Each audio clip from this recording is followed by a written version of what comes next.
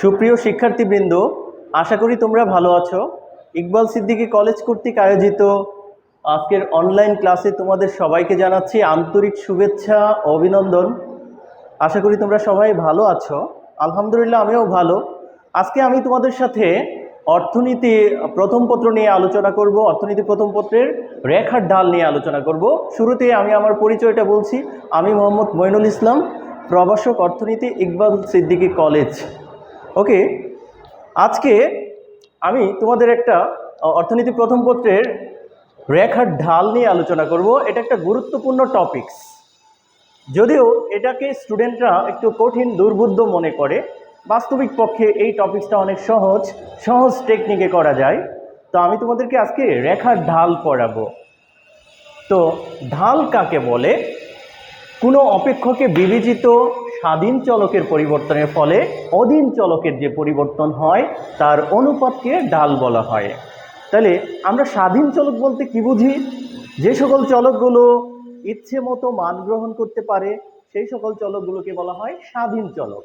আর অধীন চলক হলো যেই সকল চলক স্বাধীন চলকের বিভিন্ন মানের উপর নির্ভরশীল, সেগুলোকে বলা হয় অধীন চলক। সো স্বাধীন চলক ও অধীন চলকের পরিবর্তনের যে অনুপাত, সেটাকে আমরা বলি ঢাল। তো ঢালের যে ঢালটা নির্ণয় করতে হয়, আমরা যে আগের ক্লাসে পড়েছিলাম যে ত্রিকোণমিতিক ট্যান থিটা, ট্যান জেন দ্বারা ঢাল নির্ণয় করতে হয়। তোমরা জানো যে ট্যান থিটা ইকুয়াল টু লম্ব বাই ভূমি। আর আমরা ঢাল নির্ণয়ের ক্ষেত্রে কিন্তু সেই সূত্রটাই ফলো করব, লম্ব দূরত্ব বাই ভূমি দূরত্ব, অথবা লম্ব অক্ষের পরিবর্তন বাই ভূমি অক্ষের পরিবর্তন। সো আমি এখানে ঢালের সূত্রটা লিখেছি যে লম্ব দূরত্ব ভাগ ভূমি দূরত্ব, আর ঢাল ইকুয়াল টু হচ্ছে লম্ব অক্ষের পরিবর্তন বাই ভূমি অক্ষের পরিবর্তন। এখন তোমাদের পাঠ্যপুস্তকে যেটা সিলেবাসের অন্তর্ভুক্ত করা হয়েছে সেটা হচ্ছে সরল রেখার ঢাল। তোমাদের পরীক্ষায় সাধারণত সরল রেখার ঢাল থেকে প্রশ্ন আসে। তো আমরা আজকে সরল রেখার ঢাল নিয়ে আলোচনা করব। তো সরল রেখার ঢাল, একটি সরল রেখার যে কোনো বিন্দুতে ঢাল নির্ণয় করতে হলে সেই বিন্দুর আগে বা পরে অপর একটি বিন্দু নির্বাচন করে লম্ব অক্ষ এবং ভূমি অক্ষের পরিবর্তন বিবেচনা করতে হবে। অর্থাৎ আবারও বলছি আমি, সরল রেখার যে কোনো বিন্দুতে ঢাল নির্ণয় করতে হলে সেই বিন্দুর আগে বা পরে অপর একটি বিন্দু নির্বাচন করে স্বাধীন চলক ও অধীন চলকের পরিবর্তন বিবেচনা করতে হবে। সো এখানে আমরা দেখব যে সরল রেখার ঢালগুলোকে 4 ভাগে ভাগ করা হয়েছে। একটা হলো ধনাত্মক ঢাল বা ঊর্ধ্বগামী সরলরেখার ঢাল, অর্থাৎ যে কোনো ঊর্ধ্বগামী সরলরেখার ঢাল পজিটিভ আসবে, অর্থাৎ ধনাত্মক হবে। তারপর হচ্ছে নিম্নগামী ঢাল বা ঋণাত্মক ঢাল, অর্থাৎ নিম্নগামী সরলরেখার ঢালগুলো মাইনাস আসবে, অর্থাৎ ঋণাত্মক আসবে। আর শূন্য ঢাল হচ্ছে ভূমি অক্ষের সমান্তরাল রেখার ঢাল, অসীম ঢাল হচ্ছে লম্ব অক্ষের সমান্তরাল রেখার ঢাল। তোমাদের এগুলো থেকে অনেক সময় এমসিকিউ প্রশ্ন আসে, যে এভাবে প্রশ্ন আসে, শূন্য ঢালের ক্ষেত্রে রেখার আকৃতি কেমন হয়। তাই আমি এখানে পাশে লিখে দিয়েছি বা দিয়ে, তোমরা এটা ভালো করেই আয়ত্ত করবা যে শূন্য ঢালের ক্ষেত্রে রেখার আকৃতি হয় ভূমি অক্ষের সমান্তরাল, এবং অসীম ঢালের ক্ষেত্রে সেটা লম্ব অক্ষের সমান্তরাল হয়। ওকে, আমরা এখন এখান থেকে একটা ঢাল নির্ণয় করব। আশা করি তোমরা যদি একটা ঢাল নির্ণয় করতে পারো তাহলে সবগুলো করতে পারবা। একই সিস্টেমে সব করতে হয়। আর আমি তোমাদেরকে একটা টেকনিক শেখাবো যে কিভাবে যে কোনো বিন্দুতে ঢাল নির্ণয় করা যায়, একটা সরলরেখার যে কোনো বিন্দুতে ঢাল নির্ণয় করা যেতে পারে। তো চলো আমরা প্রথমে 1 নম্বর ঢাল অর্থাৎ ধনাত্মক ঢাল নিয়ে আলোচনা করব।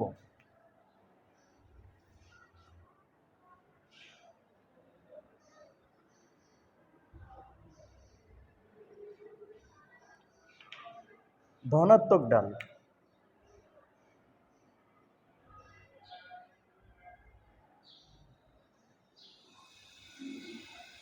অথবা ঊর্ধ্বগামী সরলরেখার ঢাল। আমরা একটা সরলরেখা অঙ্কন করছি। এটা হচ্ছে আমার এক্স অক্ষ আর এটা হচ্ছে ওয়াই অক্ষ। আমরা বাম থেকে ডান দিকে ঊর্ধ্বগামী একটা সরলরেখা অঙ্কন করব। এই রেখাটার নাম দিলাম আমি এমএন রেখা। তো এমএন রেখার মধ্যে আমরা কয়েকটা বিন্দু স্থাপন করছি।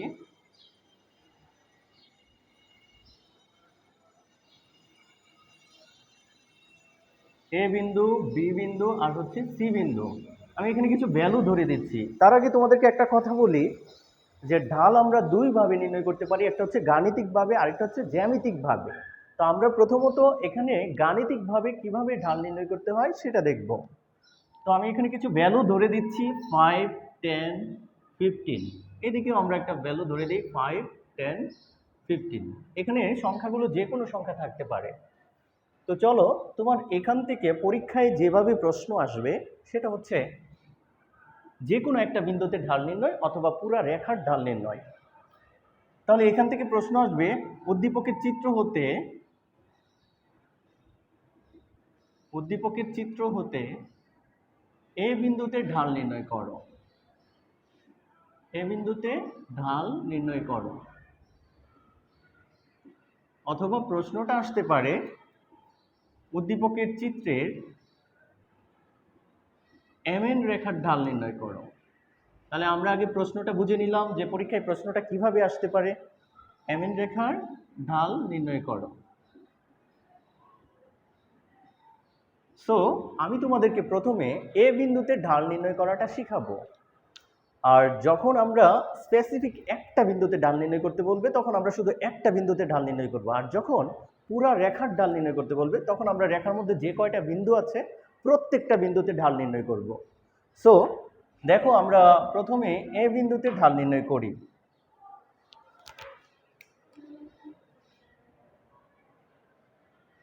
এ বিন্দুতে ঢাল নির্ণয়ের জন্য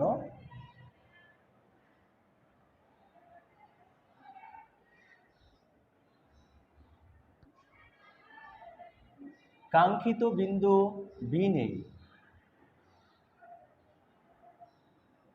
আমি তোমাদেরকে একটু আগেই সরল রেখার ঢাল নির্ণয় করার একটা কৌশল লিখে দিয়েছিলাম যে সরল রেখার যে কোনো বিন্দুতে ঢাল নির্ণয় করতে হলে সেই বিন্দুর আগে বা পরে অপর একটি বিন্দু নির্বাচন করতে হবে এবং দুইটা চলকের পরিবর্তন বিবেচনা করতে হবে। যেহেতু আমরা এ বিন্দুতে ঢাল নির্ণয় করছি তাই আমরা তারপরে আরেকটা বিন্দু নির্বাচন করে নিলাম, সেটা হচ্ছে বি বিন্দু।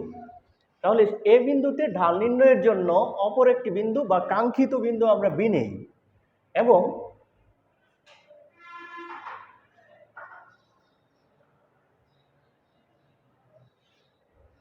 এবং লম্ব y অক্ষ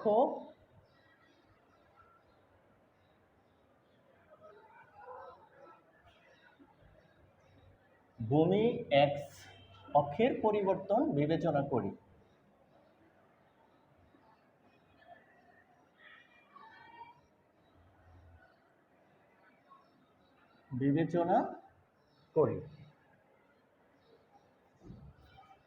এখানে দেখো, এখানে লম্ব অক্ষের পরিবর্তন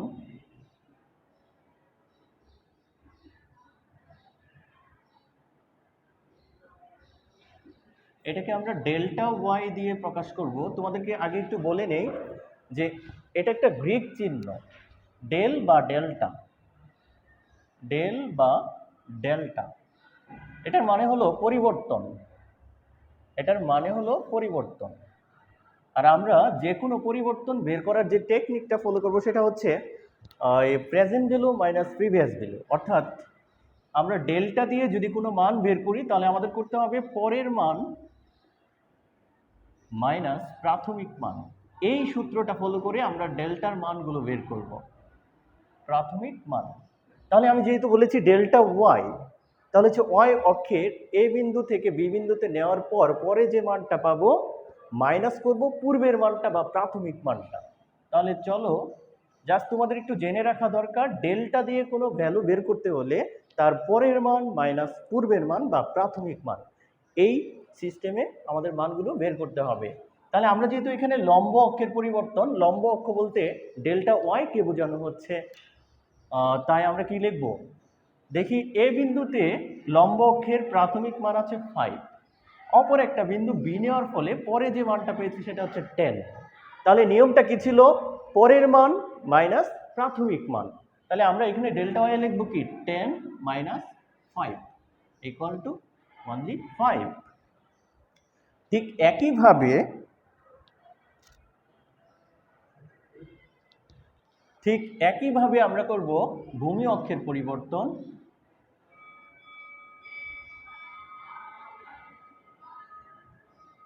ভূমি অক্ষের পরিবর্তন এটাকে ডেল্টা এক্স দ্বারা প্রকাশ করব। সবাই একটু লক্ষ্য করে দেখি, এ বিন্দুতে এক্স অক্ষের প্রাথমিক মান আছে 5, অপর একটা বিন্দু বি নেওয়ার পর আমাদের নতুন যে মানটা আসছে সেটা হচ্ছে 10। কারণ আমাদের ঢাল নির্ণয়ের জন্য যে বিন্দুতে ঢাল নির্ণয় করব তার জন্য আমাদের আরেকটা বিন্দু নির্বাচন করতেই হবে। তাহলে এ বিন্দুতে ভূমি অক্ষের প্রাথমিক মান হচ্ছে 5, অপর একটা বিন্দু বি নেওয়ার ফলে আমার পরের মানটা এসেছে 10। তাহলে ডেল্টা এক্স ইকুয়াল টু লিখবো 10 মাইনাস 5 ইকুয়াল টু 5। সুতরাং ঢালের সূত্রটা হচ্ছে ঢাল ইকুয়াল টু লম্ব অক্ষের পরিবর্তন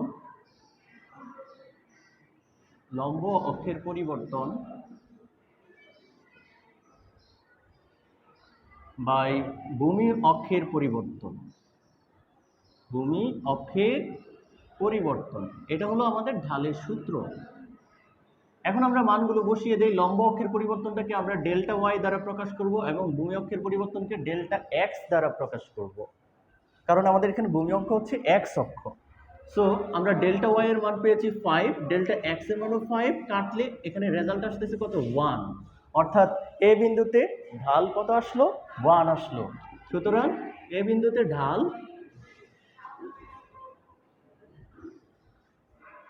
সমান 1। শেষ।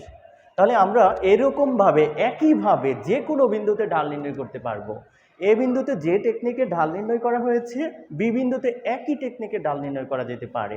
অর্থাৎ আমি যখন বি বিন্দুতে ঢাল নির্ণয় করব তখন অপর একটা বিন্দু সি অথবা এও নিতে পারি, কারণ সরলরেখার ঢাল নির্ণয়ের জন্য যে বিন্দুতে ঢাল নির্ণয় করব সেই বিন্দুর আগে বা পরে যে কোনো একটা বিন্দু আমাকে নির্বাচন করতে হবে, আর তা না হলে তো আমরা পরিবর্তনটা এখানে বের করতে পারবো না।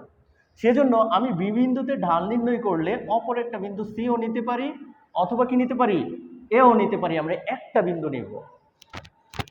তো এটা তোমাদের হোমওয়ার্ক দেওয়া থাকলো, তোমরা বাসায় এটা প্র্যাকটিস করতে পারো এবং পরবর্তীতে আমাকে জানাতে পারো কমেন্ট করে যে দেখো বি বিন্দুতে ঢাল নির্ণয়ের জন্য অপর একটা বিন্দু সি নিলে তখন আমরা লম্ব অক্ষের একটা পরিবর্তন পাবো এবং ভূমি অক্ষের একটা পরিবর্তন পাবো। তাহলে এইভাবে আমরা সরলরেখার যে কোনো বিন্দুতে ঢাল নির্ণয় করতে পারি। আমি যে পরের যে প্রশ্নটা লিখেছিলাম চিত্রের এমএন রেখার ঢাল নির্ণয় করো, ঠিক একইভাবে আমাদের এমএন রেখায় যে কয়টা বিন্দু আছে প্রত্যেকটা বিন্দুতে ঢাল নির্ণয় করতে হবে, সেটা একটু সংক্ষেপে করতে হবে। যেমন আমি একটু বলে দিচ্ছি তোমাদের বিষয়টা, যে এমএন রেখার মধ্যে এ বি সি তিনটি বিন্দু রয়েছে।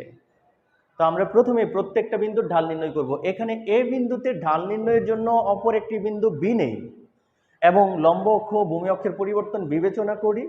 এখানে লম্ব অক্ষের পরিবর্তনটা বের করব, ভূমি অক্ষের পরিবর্তন বের করব, তারপর ঢালের সূত্র ফেলে ঢাল নির্ণয় করে ফেলব।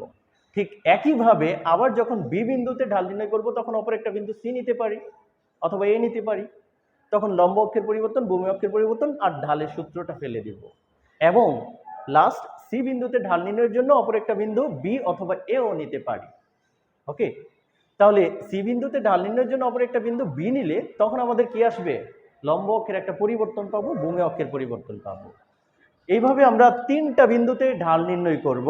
ঢাল নির্ণয় করার পর আমরা একটা কমেন্টস দিব যে এমএন রেখার প্রত্যেকটা বিন্দুতেই ঢালের মান ইকুয়াল আসবে, অর্থাৎ প্রত্যেকটা বিন্দুতে সমান আসবে। কারণ আমরা জানি সরল রেখার যে কোনো বিন্দুতে প্রত্যেকটা বিন্দুতেই ঢালের মান কি হয় সমান হয়। আর এখান থেকে যেহেতু এ বিন্দুতে ঢালের মানটা 1 আসছে, অবশ্যই বি সি বিন্দুতেও ঢালের মান 1ই আসবে। তো আজকে তোমাদের সাথে এ পর্যন্তই। পরবর্তী ক্লাসে আমরা ঢালের যে অন্যান্য টপিকসগুলো আছে সেগুলো আলোচনা করব, অর্থাৎ ঋণাত্মক ঢাল বা নিম্নগামী রেখার ঢাল, শূন্য ঢাল এবং অসীম ঢাল নিয়ে আলোচনা করব। আর আমরা যখন গাণিতিক ব্যাখ্যা শেষ করব তখন আমরা জ্যামিতিকভাবেও ঢাল নির্ণয় করার চেষ্টা করব ইনশাল্লাহ। তো সবাই তোমরা ভালো থাকবে, সুস্থ থাকবে। আল্লাহ হাফেজ।